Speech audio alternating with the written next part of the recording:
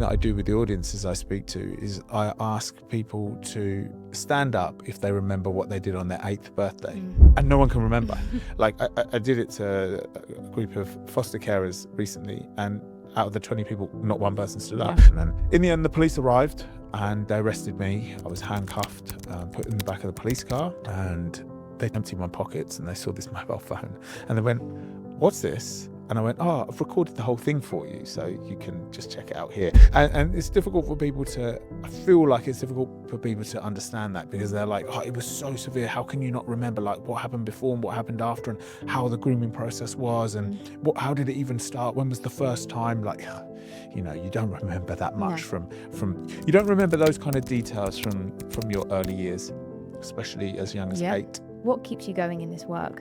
The fact that children and teenagers have a right to a safe and playful childhood, and it is our responsibility as adults to provide it for them. And so that's what we must do.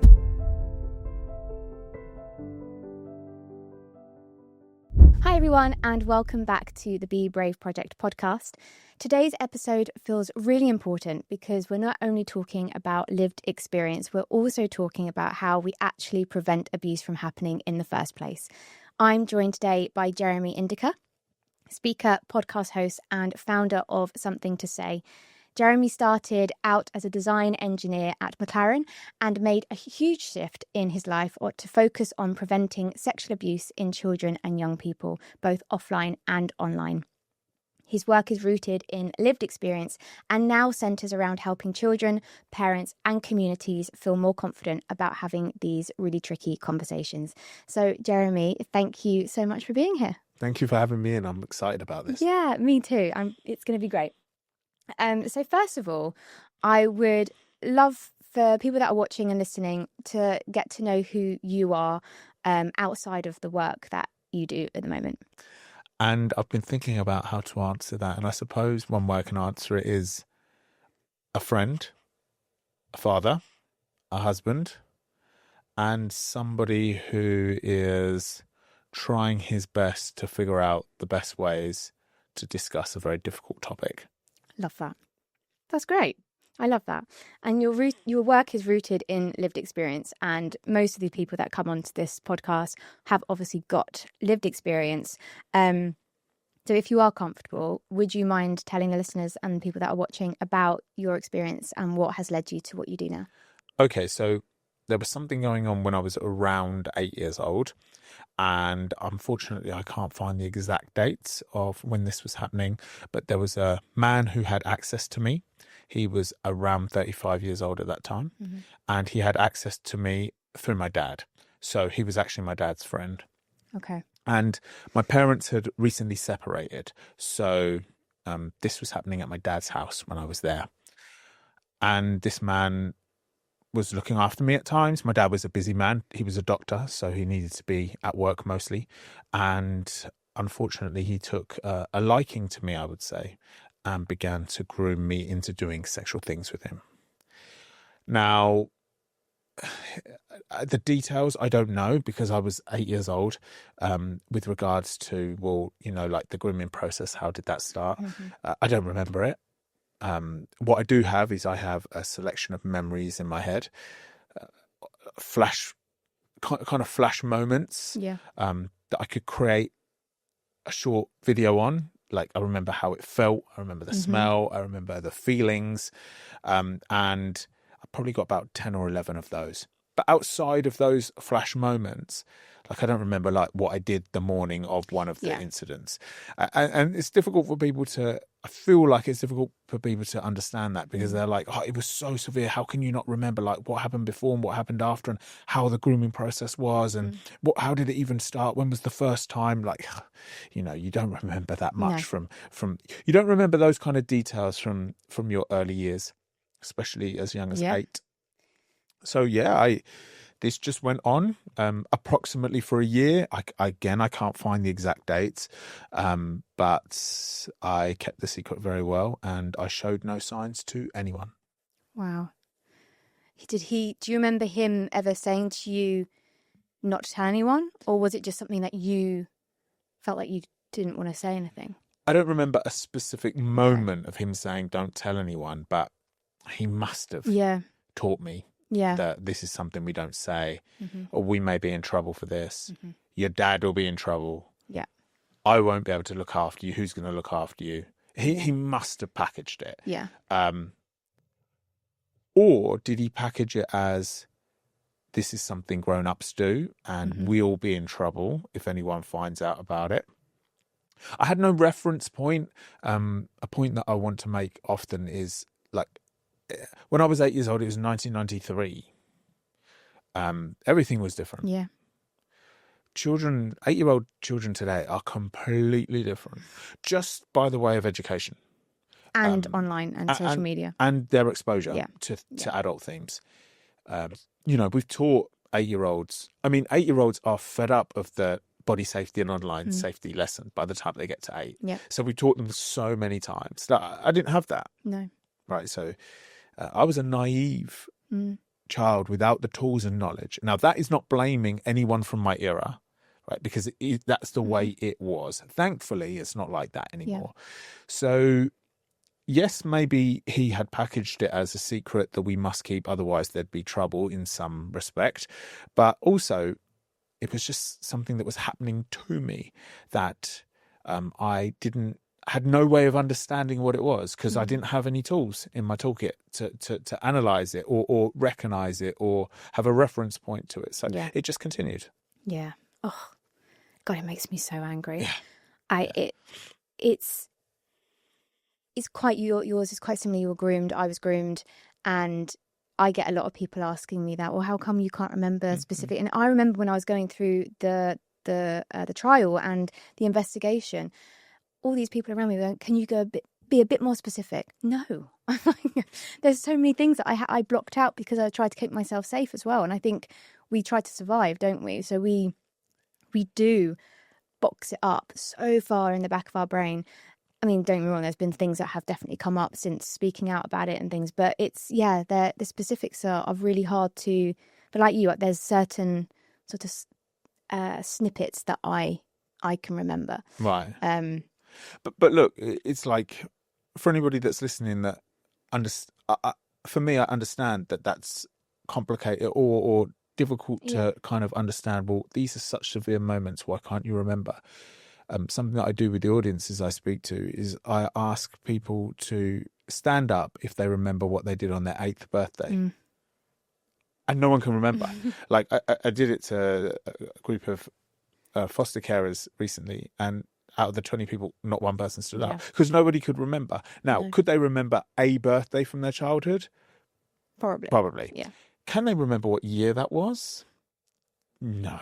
If they can remember 2 birthdays, can they remember what order they came in? And so we're talking about, as a child, one of the most significant days of your year, but you can't remember the details. Yeah. So that kind of gives us an idea, or allows us to put ourselves in the mind of how we remember our childhood. Yeah. And so if we can't remember significant moments like that, why would we be able to remember significant moments like this? Yeah. Absolutely. That's such a good way of putting it. It's about trying to help. My ideas are to try to help people that haven't been through it understand it. Because the more everybody understands it, the better we're going to do around it. Yeah. That's so true. So true. And a great way of putting it. I think I'm definitely going to use that. Take that. Take it. So talking about you, the beginning, I said that, you worked for McLaren. Now, you obviously don't. It was a massive shift in your life. What was the moment that you suddenly went, I need to stop what I'm doing and do this? Okay, so it's so crazy even just reflecting back on it. That was such a great life.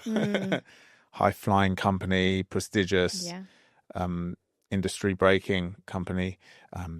Very exciting and very well paid. Yeah, I can imagine. So to leave all of that behind was quite the decision. But there is probably one of the turning points on that decision. There would have been many that contributed to it, but one of the highlights is definitely when I started researching this topic, and I was seeing what was going on out there, because I'd never spoke to anybody at this point about who had been through something similar. Sorry to interrupt, but No how problem. long ago was this in terms of where you are now? Okay, so this kind of happened at 32 years old. I'm now 40, so 8 years old. Okay. This was like really the straw that broke the camel's back with, right, let's do this. And that was after doing probably about 18 months worth of like searching online. Who else has got a story like mine?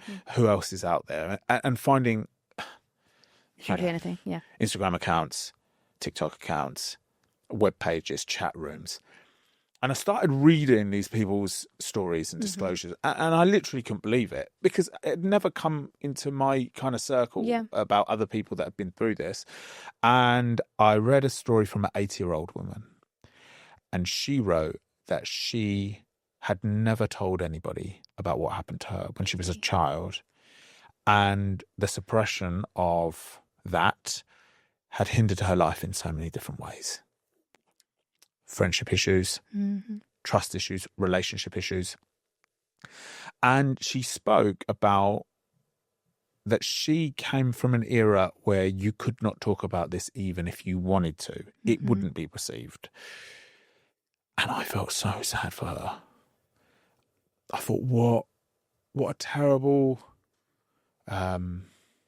lack of opportunity there was for her. And that's what made me think, well, hang on a minute.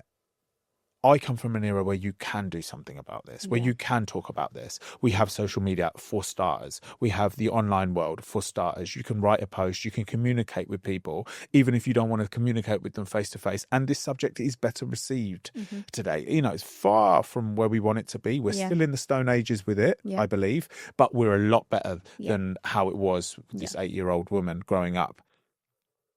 And that's when I thought, I should try and do something about this. And at this moment, at 32 years old, I actually spoke out for the first time at 27 years old. Okay. So 5 years prior. So I had spent 5 years speaking with my close friends about it. We'd had many conversations about it. And I'd also spoken to their girlfriends and their wives about it. And that's as far as I went. So I'd had a number of conversations over the 5 years. I hadn't told my parents by this point, and I hadn't reported to the police by this point. But after reading this story from this 8-year-old woman, I thought, I've had such a fortunate journey. Once the abuse finished, I boxed it up, buried the box very deep underground, and continued my life. I had great friendship groups. I had great careers. I had great mentors throughout my career, and I had a great time. And then at 27, when I spoke for the first time, the lead up to that was very difficult, but I had great responses to my disclosures. And I believe just through the decades, through the years, I just built this confidence and built the correct skill set in my career as well, being an engineer, problem solver, brainstorming ideas, generating ideas.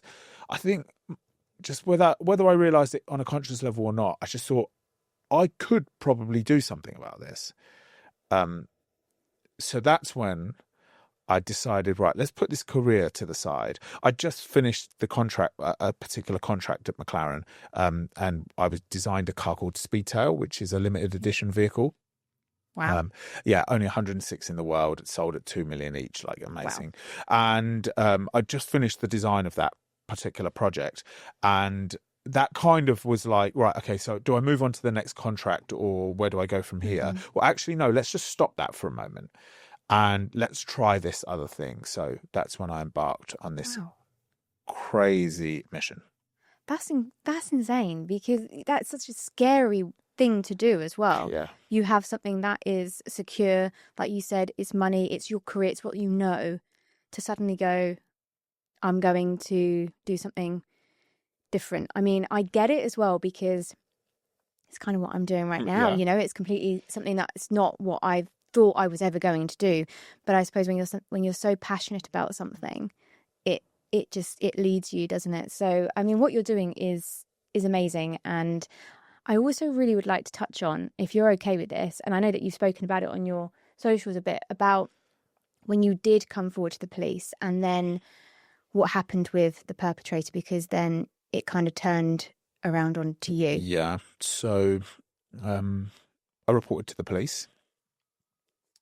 So is this when you were 32? So no, this was when I was 32, and I feel like, and I may be proved wrong, right, at some point when I get the opportunity to do some more digging, but I feel like the police did as much as they possibly could, given the limited resources that they have and the crazy hours that they're working. Yeah. And they spoke to everybody who I'd spoken to over the years. They needed to speak to my parents, my dad. So I had to go and tell my dad, which was sad. Yeah. He never really recovered from that, which is very, very sad. Mm-hmm. I actually wanted to keep it from him. Yeah. I keep it from my parents, actually, because only a negative. There's never any positive that's going to come out of telling them. Even with the work I do now, it doesn't matter. They feel like it's their fault that I've had to do this. Yeah. So the police investigation, they tried. But look, this happened 20 odd years before I reported to the police, and it happened in a non-digital era. Yep. So there's no record. And people get very angry at the NFA result, so the no further action result by the police. But we wouldn't want a justice system where you could say something about someone and get them put in prison. Yeah. We wouldn't want that. No. Right? Because if somebody came and said something about me and they were able to put me in prison without any evidence, well, I wouldn't want that. Mm-hmm. So I feel like that's a stable way of looking at it, right? Because I don't have any evidence. The evidence that I have is we have proof that he was at our house because there's some photographs. Yeah. My dad gave a statement in the police investigation, which unfortunately I can't get a hold of because of data protection. Yeah. I'm desperate to see it because I want to see what my dad said, and I want to see his statement too. Can you not ask him, or is he? My dad's not around anymore. Sorry. Okay. Yeah, it's all good. So this is a big contributor of why he's not around. He spiraled out of control. Oh, I'm so sorry. Yeah. And being a father now, I can feel his pain. Yeah. And unfortunately, I wasn't a father when he was alive. Okay. So I feel like I could just have such better connecting conversations with him now. And I didn't. And I only spoke to him about it twice. The day I told him and the day he gave his statement. I'm so sorry. And I'm always questioning whether I should have spoke to him about it more. I know, but you can't. I'm everything that you're saying. I'm feeling everything, but I know how hard it is. Yeah, I'm never going to win because, first of all, I'll never know what the correct decision should have been. But also, I think it was just so painful for him. Like, he brought the man into the house. Yeah. He trusted the man. He gave me to the man. Mm-hmm. He took me to the man's house sometimes when we must have needed childcare. So the conversation was probably just too painful for him. Yeah. So either or, I lose. We all lose. Yeah. So one thing that the police definitely made a mistake on, but I don't know what their kind of requirements would be around this. So maybe they didn't make a mistake, but maybe the requirements are not at the set at the correct level. Is once I had given my statement, which took 3 hours to get through, and I described everything in the best detail that I possibly could. I didn't hold back. And then they interviewed everybody I'd spoken to over the years. That should have been enough to arrest him at his house. 100%. And seize his computer and his mobile phone. And that didn't happen. So it was voluntary arrest. What does that mean?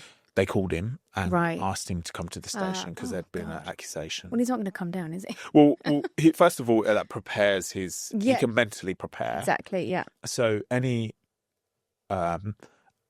reaction that is immediate to the police turning up at his door could be used not as evidence but supporting evidence, I would say, especially if we were to analyse it from like a human behaviour expert. And he was able to take himself to the station and answer the questions. Of course, he denied it. I fully understand that he would deny it. Like, who would... Yeah, no, you're not going to... Oh, yeah, I did that. Yeah, I did that. Yeah, because you're never returning back to society after this particular crime. So that pushes people to deny it to the end. Yeah. And the thing is, if his computer and mobile phone was seized and there was anything on there, like it's not a guarantee that anything would have been on there, but if there was anything on there, that would have been supporting evidence for my claim. So in the end, it was a result was at NFA. I arranged a meeting with one of the senior police officers at this time and asked, what is it that you need from a historic case? And we went through those kind of details. I didn't have any of the things that he mentioned. And then I was angry. I'm not surprised. Don't blame you. I was angry. I felt lost. Because the reason for the prosecution attempt was to get him put on a register of some sort so we can monitor what he's doing, what job he's doing, what he's doing online. It was to get him to serve some kind of prison time. And it was to let him know that our eyes are on him if he's continuing to do it. That was the original drive. So once I got told that the police couldn't do anything, then I'm like, well, we can't even solve those things. Yeah. Right. So if he is continuing to do it, then whose responsibility is that? Yeah. Of course it's his, but you know what I'm saying. I know what you mean, yeah. And so I ended up going on a very, or I would say, unstable mission of finding out where he lived. And I went and knocked on his door. And the short story of that is the police arrived. There was no physical violence, and I was very confident that there wouldn't be from my side. My friends were pleading with me not to do this, but I was very confident that nothing would happen. And just to prove my confidence, even prove it to myself, was before I went and knocked on the door, I got my mobile phone out and I pressed record on voice note and put it in my pocket. Now that shows how confident I was. Yeah. Right? Because I didn't want anything that happened at that door to be taken out of context or him say something that didn't happen. And in the end, the police arrived and they arrested me. I was handcuffed, put in the back of the police car. Oh my God. And they emptied my pockets and they saw this mobile phone and they went, "What's this?" And I went, "Oh, I've recorded the whole thing for you, so you can just check it out here." So it was like it just felt like a very powerful moment. Yeah. I mean, the whole thing was very powerful. Like me standing at the door, I had the door open. He's screaming over everything I was saying, trying to shut the door, and he couldn't because I had my foot planted, and it was like the tables had completely turned. Yeah. But he prosecuted me. That.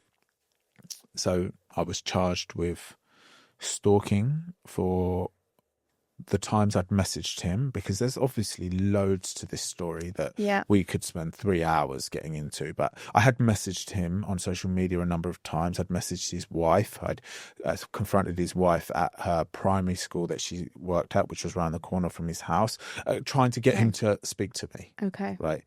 So the stalking and harassment charges were there. And assault, because when I pushed the door open to get him to stop him from slamming it shut, I left the red mark on his chest. Okay. And so he was claiming the assault. There was a trial, magistrate's court. Oh my God. It was a day trial. Oh my God. And it started with my barrister saying, "We want to hope this goes well, because stalking and harassment, you're going to be going to prison for 6 months. So let's do this properly." That was pretty scary. Yeah. Now, the day unfolded like a film, right? Yeah. So I walk in and there's 3 judges at a magistrate's court, well, when I was there anyway, and they're looking at me like I'm just the next person who's... Yeah, you're just a number, aren't you? Right. They've got drug charges, driving charges, drinking charges coming through the door. That's what they're just dealing with. And it's like a conveyor belt. So I'm just next. And him and his wife gave statements and they just crumbled under the pressure of the questioning. And it just felt really telling. Like, it just started shifting the atmosphere because they were being asked straight questions like, why was this man at the door? Now, we were told we cannot keep mentioning why I'm at the door. Okay. Why? because that's been investigated and closed. Right. There needs to be context, so they need to know why I was there. But we're not here to talk about what he did. Yeah, okay. Because the police have investigated that, and it didn't happen. That must have been really hard for you. Yeah, because that's all I wanted to keep saying. Yeah. And I'm sure I said it a few times. I probably said to the judge, through seeing them crumble under the dock, it was like just flooding me with strength. Yeah. Because when it was my turn, I was feeling so strong. That's amazing. And I answered all the questions, and I looked at him. His wife wasn't there. And he was like from here 10 meters away from me. And he didn't look at me once. And I'm pretty sure I said to the judge at some point, well, what would you have done? What would you have done if this was your child? And I'm pretty sure they shut me down because you can't go down those roads. But, I was pushing the boundary a little bit. Yeah. And in the end, I was found guilty for the assault, £1,000 fine, restriction order from that part of the country, criminal record, and not guilty for the stalking and harassment. But look, I did bad things, right? I shouldn't have found where he lived in the way that I did. But it's very important part of the story because you have someone who, this happened to at 8 years old, boxed it up, buried it, didn't do anything with it, still led a very successful, fun, great life, enjoyable life. And then it coming back at 25, which led me to say something at 27, which led me to just put more focus on it until I was 32, leave a career. I was sleeping on couches, sleeping in my car, spending all my money. Yeah. And then I go on this mission in pursuit of him and I end up at his door. And none of that's stable. And it's just a good maybe lesson for us all to understand that these things can lay dormant for many decades and they can come up, and if not addressed in the correct way, with great support, whether that be professional, friends, family, things can spiral out of control. And I believe they did for me. Yeah. But thankfully, nothing serious happened off the back of it. I mean, it's intense. And I want to say I'm sorry for what you were put through, because there has been so many times that I have wanted to confront my abuser. I haven't. And I don't really know why I haven't. Maybe I haven't been as brave, because I think what you did was ultimately, what I think of it as, is so brave.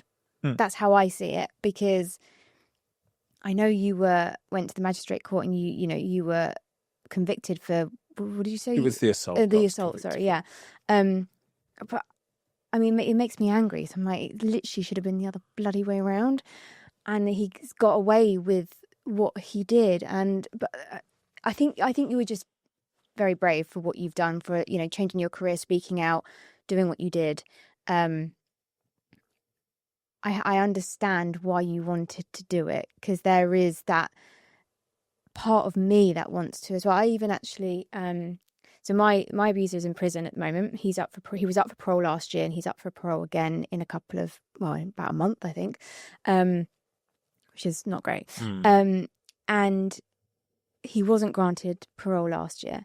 And I remember speaking to the parole officer, and I said, can I have a photo of him? I want to see what he looks like. No, we can't do that. But can I know where no, we can't do that. But surely, why? He knows what I look like. He knows everything about me, but I don't know anything about him. Why can't I have a photo of him? Why can't I see what he looks like now? Because when I was when we did the trial, I had a curtain. I didn't want to see him at the time.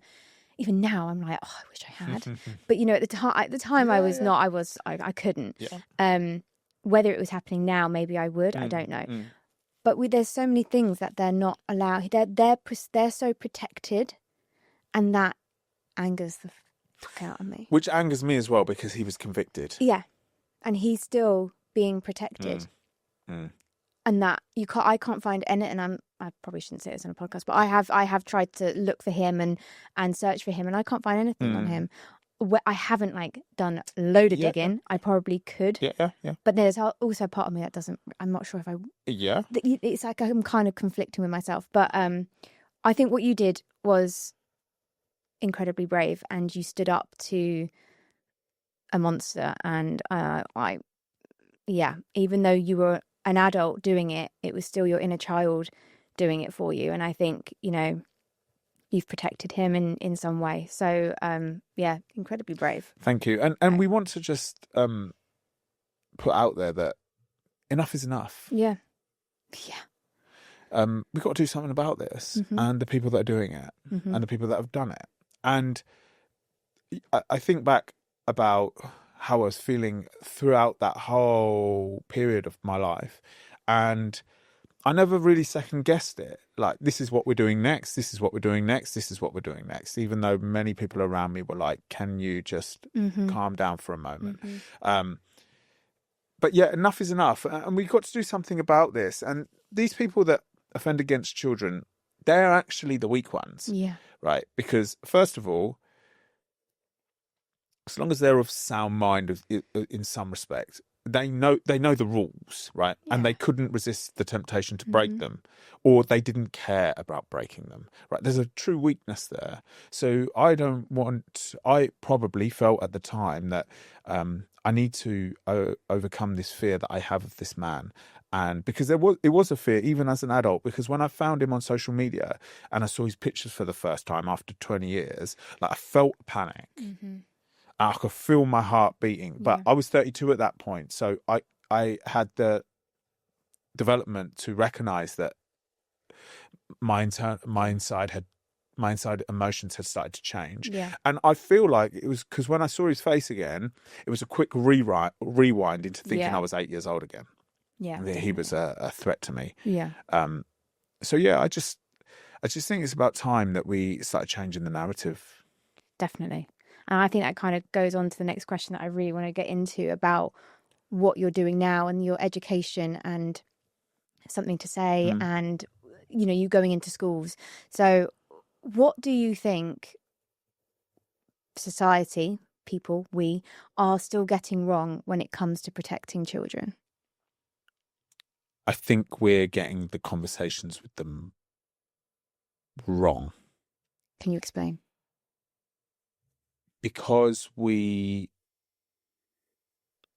are led to believe by sensationalized media, mostly, and our discomfort around the conversation is allowing us to only think about this crime being a forceful, violent act that's full of panic. Yeah.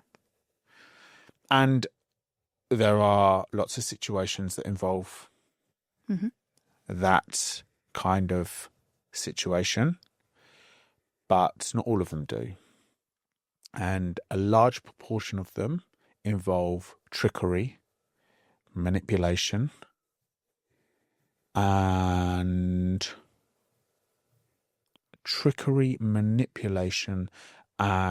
would you say kindness? Because yeah, you know what I'm getting at. Yeah. So that's the bit that we are nowhere near exploring yet. And because I think it's too uncomfortable. Yeah, 100%. And too worrying when we start to think about the vulnerabilities of a child or a teenager. And with kindness, I think it's a great word actually that you use, and bribes and affirmations and good dopamine hits, you can get a child or teenager on your side and then exploit them with whatever you want to do with them. And when we're missing that part of the conversation, what we're then doing is the education and the communication that we're having with young children and teenagers about this. It's all about, if you feel scared, if you feel uncomfortable, if you feel panicked, come and speak to us. And it's not a balanced conversation, because then we're missing all the children and teenagers in that particular school who actually are in a situation where the rules are being broken, but they're made to feel good about it. Or they don't realise that because I think there's another element of grooming, even when sort of talking about my experiences, and sorry to interrupt you, but when I was being groomed, it was all of that, the kindness, the affirmations, the giving me gifts and treats and things. I didn't realise as a 9-10-year-old, I had no idea that that's what he was going to. So that's one thing that I talk about as well, and I get so worried about, especially when my daughter, she's 8, she's nearly the same age I was when it all began, and I talk also about the fact that I'm a single mum. She goes with her dad a lot, and even though I trust him fully with her, I don't trust anyone else, Right. because I know what grooming is, and like exactly what you said. It's not about that. I mean, like you were saying, there's situations that are like that, but it's not always panic, fear. Oh my God, what's happening? I don't want him to do that to me, or don't want her to do that to me. It's such a slow process where children do not understand that it's happening.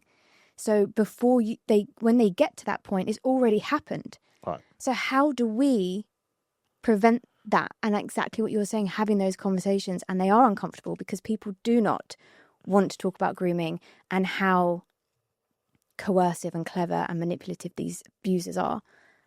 But that is the conversation we need to have. And also that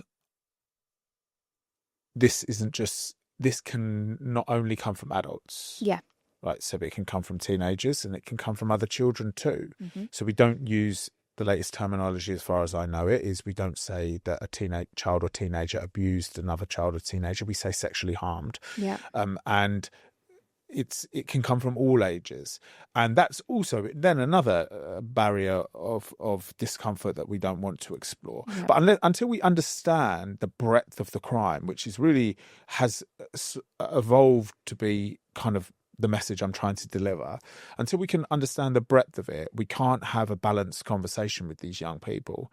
And actually, you'll find that the 15-year-olds are sitting in another PSHE lesson just being like, these teachers, they just don't understand. Like, it's just the same old straightforward message. They're not in our world. They're old and they're ancient, and they just don't get us. And that is the general response. And I know that because I start one of my talks when I deliver to teenagers, and I say, I want you just to pretend that there's no teachers in the room. And I want you to tell me if you have been taught 1,000,000 times about body safety and online safety, and if you are fed up of that conversation. And they all go, like this. And I do that for a number of reasons, right? I'm trying to build some rapport with them. Right? I've got an hour with them. Yeah. I'm just another old man coming to lecture them about something boring. Right. So I need to work that out. So I give them an opportunity to actually just say, right. Because they are fed up with that straightforward, formal, clinical education. They want a balanced conversation. And the quicker we can have those in age appropriate ways with young people, the better we stand a chance that they're going to speak about something before it turns before it gets more extreme. Yeah. Yeah. And having those conversations with them as well about saying, you know, I suppose it comes from, don't take sweets from a stranger. We talk about that, but also don't accept things like that from someone that you know as well, and tell someone. And I think I drill it into my daughter. You tell me everything. You tell me everything. We very lucky. I've got a very, very good relationship with her. We're very open. She does know that I was... Obviously, I don't go into detail with her, even though she's constantly wanting to ask. And I'm like, no. But she knows that I was abused, and by the dangerous, naughty man. And we are very, very open. And so there's one thing that when she does go off with her dad, and I don't know who she's with, I know I have to trust that she would tell me anything and everything. And I think she would, but there is still that. There's still that fear of... Because there's always risk. There is. And we know. We know that risk more than anyone. And you can't avoid the risk. No. As a parent, unless you are going to follow your child round. Everywhere Don't they go. Honest, there's parts of me that wants to do that. In every room that they're ever in, right? Unless you're going to do that, you can't 100% protect your child, especially with today's online environment. I know. It's just... And sort of brings me on to the next question, I suppose, would be, what should parents actually be saying to their children, and how early should that start? I think body safety rules can be taught as early as the ages where you start teaching them the parts of the body. Agreed. So when you are teaching them where the nose, eyes and ears are, the arms, legs, feet, hands are, you can teach them where the private areas are. Yeah. And you haven't got to explain anything about those. You just label them. So they've at least got a name. Yeah. Right. And yes, if you want to use the proper the atomy definitions, then that's up to you. Yeah. Not everybody feels comfortable doing that, which feels odd because they're just names. Yeah. But we've been brought up like that, so Yeah. we carry that on. And I think that would be worthwhile doing. So when you draw an outline of a person and you're labeling up the parts and the body, you just label some private areas, which in accordance with the NSPCC's guidelines, that is underneath your swimwear, right? So for girls, it's slightly different to boys. And I think that it wouldn't be a harm to start that at a very early age. Yeah, I agree. And then as they start to get older, you can ask them, you can explain why we have these areas that are private. I also like no-go zones also as a label, because private can have a little bit of a fear layer on it. Yeah. I think no-go zones, actually, that is what it is. It's a no-go zone. And it's important for us to explain that this is not just about our bodies, that's other people's bodies as well. Yeah. That's very important. And then, of course, as they, I would say, get to 10 years old, 11 years old, they'll start becoming more curious about what's going on and the ideas around consent, around personal space. So it hasn't got to be about sex. The sex has never entered this conversation yet. I haven't mentioned that word yet, right? It's just we go straight to it. Why we call it sex education, I don't know. It just puts people off immediately. It does, yeah. And you just evolve the conversation. But in summary, even if as a parent you wouldn't feel confident doing any of that, I think the number one aim is for your children to feel confident around coming to you about something that's going on in their life that they've got a bit of an ick about. Right, so that earliest gut feeling stage. Not to just let it play itself out. Maybe something's happened online. Maybe you've just made a mistake when you were playing FIFA online and you just gave your WhatsApp out because you weren't paying attention to the person that was messaging you on the live environment. You want them to come to you straight away because we can help you with that. Yeah. It's an opportunity for support, help, and education. And that is the best that we can wish for. Again, you're never going to be able to save everyone. There is always, I mean, if I was to put it as a percentage, let's say you're a teenage girl, right? So we're going from, let's say 12 upwards. So more or less post-pubescent age group. There's a 20% risk as a baseline, I think. Yeah. Especially as they have a device on that in their hands. So we've got to take this seriously. Yeah, definitely. We do have to take it seriously. It scares me because my daughter's 8. She doesn't have a phone or anything like that. She has a tablet, but I'm very, it's easier at the moment for me to monitor it because she's 8. Yeah. But as soon as they do hit those teenage years, it's really hard to monitor that. Yeah. So just having those real honest conversations. And I think what you just said then, so telling them that we can help. Right. We can help. Right. We're not going to judge. We're not going to get angry. We can help. Yep. That is, I think, the best way of putting it. And you're not going to be in trouble. Yeah. And your device is not going to be taken away unless there's something that I need from it. And your computer, your console, your Xbox is also not going to be taken away unless I need something from it. Yeah. We're going to work as a team on this. Yeah. And that's your best bet. Yeah. Well, the latest thing that I can think of, which is your best bet. Yeah. Yeah, definitely. Sort of going back on sort of online safety, what do you think are the biggest risks right now that people might not realise? I think people do know a lot about online safety at the moment. It's spoken about a lot, but do you have anything that you think that people don't really realise about? That now that we have children and teenagers on the internet, it's like you're dropping them at the park and driving home and saying, I'll be back back later. Have a good time. It's a great way of putting it. That's exactly what you're doing. And I just want us to realise that. This isn't, for me, it's never been a conversation of parenting decisions on whether you give your child a device or what age they should have as a device. I think the government should look at that a bit more closely. But this is a conversation about the fact that children are online. And even if you're a parent who've decided not to give your child a device, the school are using devices. I do sessions with primary school children and they've all got iPads, so you can't escape it, right? And they are now accessible by the world.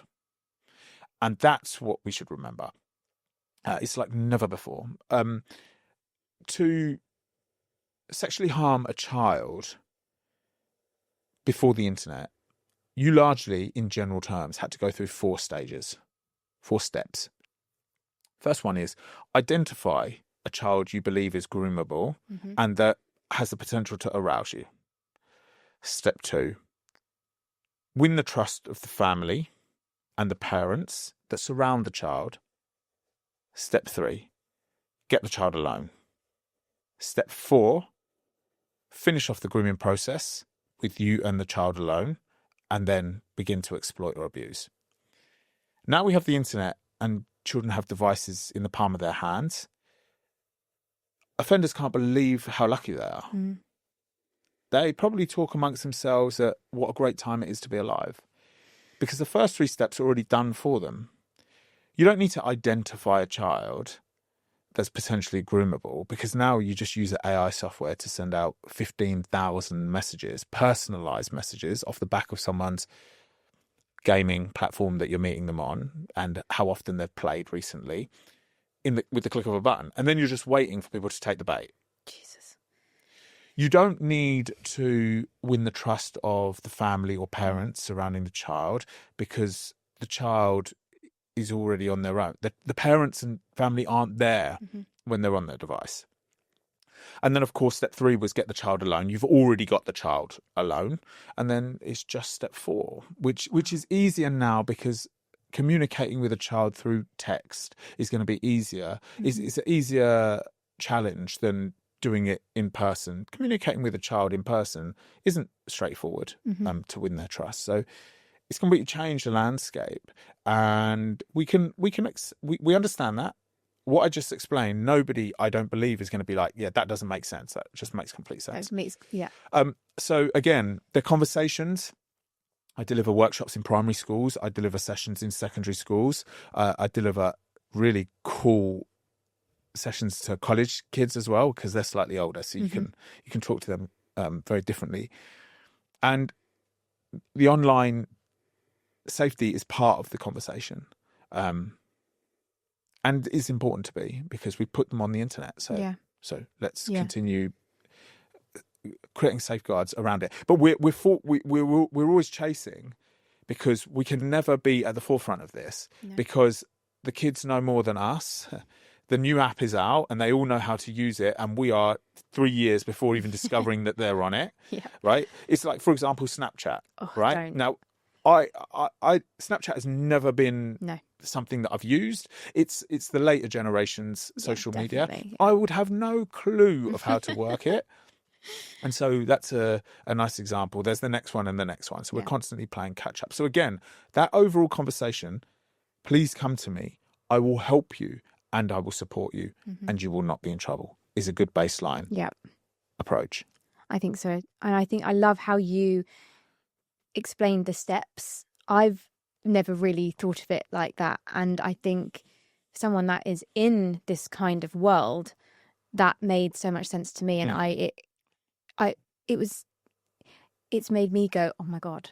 I mean, we all know about online safety. Because it's everywhere in the media and it's all about it. But you've just explained it, I think, better than I think anyone has explained that I've seen on the internet or in the media. So thank you. Hopefully that people will hear that, and that's going to help people, because it is incredibly dangerous. And it scares me massively. And there's another app that someone was using. I can't even remember what it's called. I can't remember what it's called. It's Snapchat. I hate, because that is the worst. I was on it for a very short period of time in my 20s, and I thought, no, I don't like it.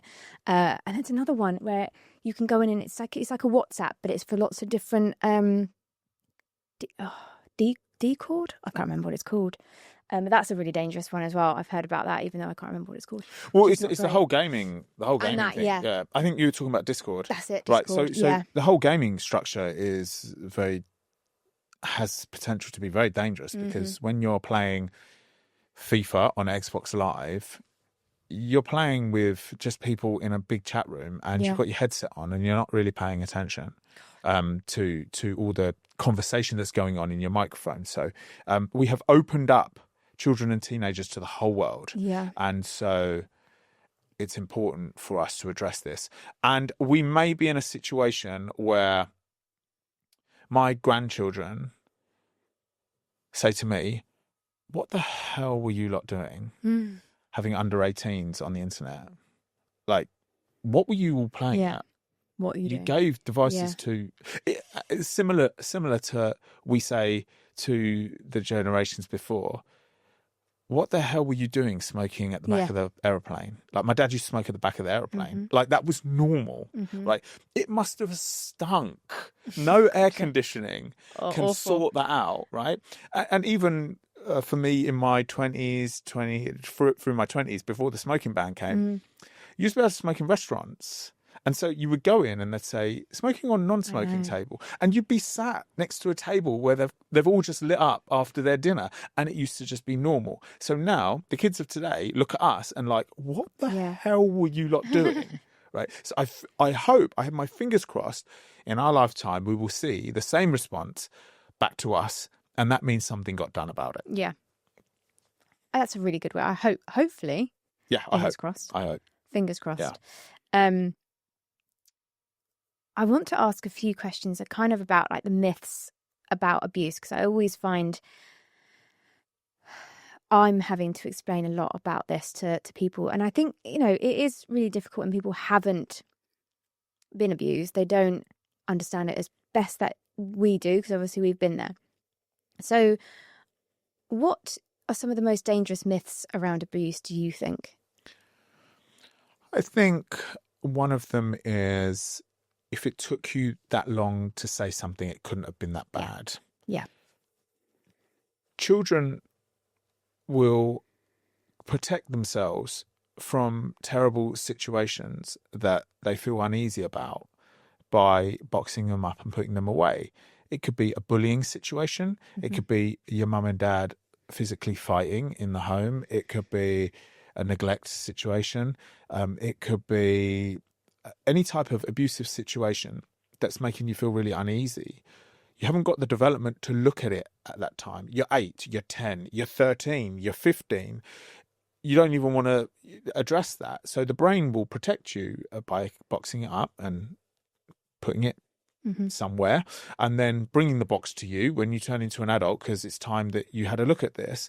And that's so common but it's very difficult for people to understand that. And I would like people to understand that that is very normal off the bat. I also feel that we've already mentioned about that the sentence that I use in my training that I deliver is, sexual abuse can feel nice. Yeah. A very confronting sentence. I get people to write it down, right? So we create a booklet throughout my session when I deliver to the police, social workers, frontline practitioners, teachers, and we write down these difficult statements because I want people to really feel them. And that's another myth. And that can happen, that sentence can be applied to different ages in different ways, right? So you take a 15-year-old girl who's in a relationship with a 21-year-old man, and he is pushing her for sex. She feels uncomfortable, but she feels empowered, and this is exciting, and her mates can't believe how cool it is either, and it's given her social status at school. So that it, and what they've done so far with the foreplay and the kissing, that actually feels nice, but it's an abusive, exploitative situation. So that's how I try to explain that sentence, and I hope we can continue speaking more about that as time goes on. And the other myth is, speaking to children and teenagers about this will ruin their innocence. If a child's or teenager's innocence is ruined through the conversation around education of body awareness and online safety, then we did it wrong. We weren't good enough with that interaction if it ruined their innocence. We're not trying to put the fear of God inside young people. We're just trying to explain that there are some dangers in this world, and we just want to protect you from them. It should be an empowering conversation, one that they take away with them forever. So the myth of it would ruin, I don't want my daughter's or my son's innocence ruined, which is a recent email that I got from a parent who said that they're not surprised that parents pull their children out of some of my sessions. I would do the same.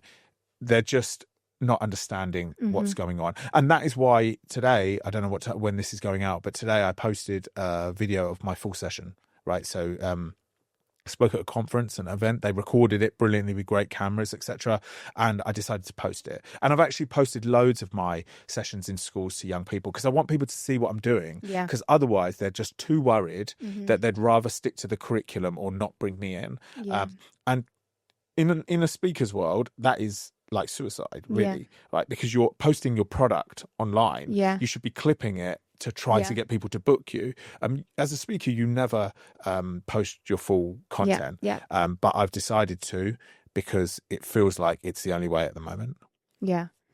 I think it's crazy when people are, especially with everything that's going on in the media at the moment, you would think people are wanting to educate their children. And I understand it can be scary. Well, maybe not scary, maybe that's not the right word. But uncomfortable, absolutely, yeah. Thank you. Uncomfortable. And people don't want to think about it, don't want to talk about it. But until we do, it's going to keep happening. And this is what I don't understand why people... And the thing is also with children are so... They're so much more than what we think that they are as well. They understand so much more than we give them credit for.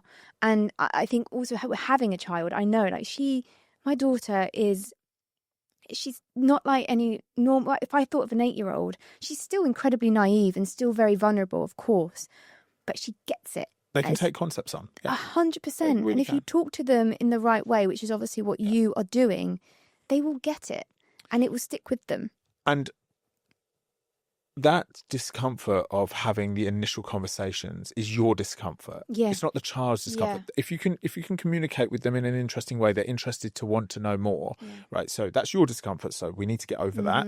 And that is nothing in the face of the discomfort that you would feel if your son or daughter at 25 years old sat opposite you and said, Mum, Dad, something happened to me. It happened in this house. It was going on for a year. I didn't tell anyone about it. And one of the reasons why is because I didn't really understand what it was because no one had talked to me about it. And that is a regret that you will carry on for the rest of your life that will never disappear. Yeah, that's so true. So true. So well said. Thank you. So really quick, sort of to wrap things up, I just wanted to sort of ask a few more questions really, really sort of quickly. But I kind of answered this and it's kind of reflecting on the whole of this podcast. But what keeps you going in this work? The fact that children and teenagers have a right to a safe and playful childhood, and it is our responsibility as adults to provide it for them. And so that's what we must do. Yeah. And that is my motivation for continuing to try my best to overcome the barriers, face the discomfort, figure out ways to solve the challenges, and continue trying to make the best content and encourage the best conversations around this very difficult topic area. Absolutely. Well said. And lastly, if someone is listening right now and something doesn't feel right, what should they do? So you have a number of options. You can reach out to a national charity. Lots of them have anonymous phone lines or chat services that you can use. You can speak to a trusted friend or family. And if you are under 18, if you're going to speak with a friend first, that's okay, but the conversation must end with an adult. Also, if you're not ready to take those 2 steps yet, another well-known option is journaling. So you could write down 2 sentences that represent how you're feeling. Come back 1 week later, revise the 2 sentences and write another 2 sentences. Now you have 4 and continue down that path until you structure everything that you're feeling and you get it off your chest. So there are 3 options there. You can speak to a charity, you can speak to someone who you know, or you can journal. And that's just 3 of many options. But I think they're useful ones. Especially to start with as well. If you're thinking about coming forward, going to the police is a very scary, scary concept. And it took me a very long time to get there. So, yeah, definitely journaling was one of the ones that, funnily enough, they use that as evidence for me as well. Okay. So I started journaling when I was back in my early 20s. So that was all used as evidence. Right. Which makes great. Yeah, that's made me think. Yeah, that's definitely the things that think. you were saying, I'm like, oh, well, because it was all very much his word against mine or my word against his, but they still. So it's that's a whole other conversation about like the justice system and like the police and all that sort of thing. And I talk about it a lot. We won't get into that because we have to finish. But yeah, I think they're great ways to start. So, well, thank you so much, Jeremy. I can't believe it's already been an hour. It's just flown by. So, it's been amazing to have you here. You've spoken about so many insightful things. Thank you for sharing your story, and thank you for doing everything that you do. I didn't really touch on something to say, so okay, but that's something that people can look on.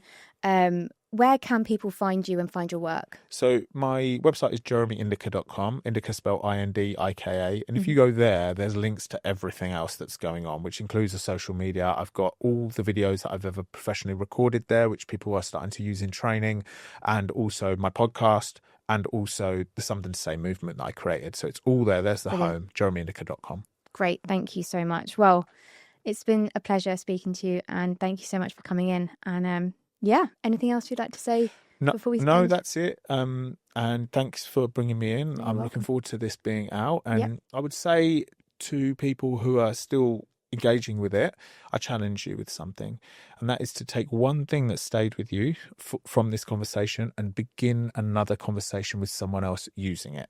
Love that. Because if everybody does that, and we have 100 people that do that, then that's another 100 conversations that are created, because it's the silence that's allowing this to thrive. And we all have the power to break that. Absolutely. Thank you. That's brilliant. Thank you so much, Jeremy. Thank you.